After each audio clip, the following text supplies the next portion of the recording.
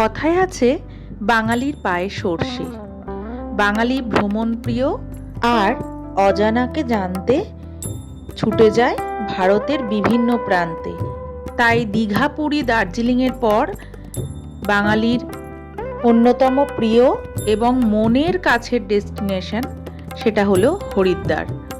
উত্তর ভারতের এই হরিদ্বার ভ্রমণের কিছু পটচিত্র আজ সকলের সামনে তুলে ধরলাম।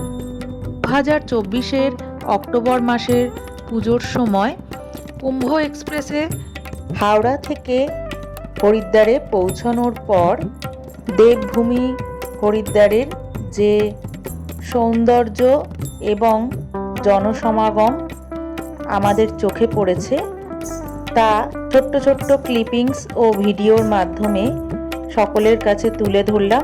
আশা করি এই ভিডিওটি সবার মনোগ্রাহী হবে। হরিদ্বার মার্কেটে পৌঁছানোর সময় আমরা দেখেছিলাম বিভিন্ন ধরনের ছোট বড় মণিহারি দোকান, আলতা, সিঁদুর এবং প্রসিদ্ধ মিষ্টান্ন ভাণ্ডারগুলো কিন্তু যেন হাতছানি দিয়ে ডাকছিল। এছাড়া তো বিভিন্ন ধরনের ছোট বড় মন্দির তো ছিলই, সঙ্গে ছিল বিভিন্ন ধরনের শিবলিঙ্গ এবং স্ফটিকের কিছু দর্শনীয় মূর্তি। এছাড়াও বিভিন্ন ধরনের খাবার এবং জল ভরার বিভিন্ন পাত্র ও অন্যান্য জিনিসের সামগ্রীও কিন্তু তোমাদের সঙ্গে তুলে ধরলাম। এইভাবেই আস্তে আস্তে পৌঁছে গেলাম হর কি পৌড়ি ঘাটের একদম কাছে, যেখানেও জমজমাট একটা মার্কেট কিন্তু দেখা যাচ্ছিল। হিমালয়ের কোল থেকে বয়ে আসা মা গঙ্গার সম্মুখীন আমরা হলাম এবং সেখানে গঙ্গা স্নান করে সন্ধ্যারতি দেখে আমরা কিন্তু নিজেদের হোটেলে ফিরে আসি। এই সন্ধ্যারতি ছিল এক অপরূপ দৃশ্য, কারণ সেই দিনটা ছিল অষ্টমীর সন্ধ্যা।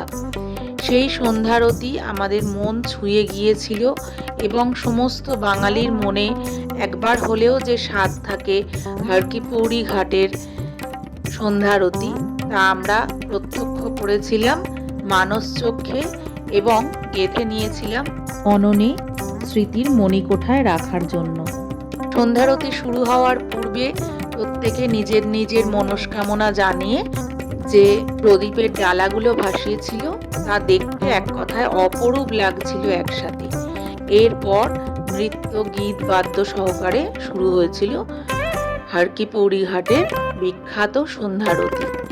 সেই সন্ধ্যারতি চাক্ষুষ করবার পর কিছুক্ষণ আমরা গঙ্গা ভ্রমণ সেরে ফিরতি পথে যেগুলো আমাদের চোখে পড়ে আর জিভের স্বাদ বাড়ায় লোভনীয় বিভিন্ন খাবার, যা হরিদ্বারের সবচেয়ে আকর্ষণীয়।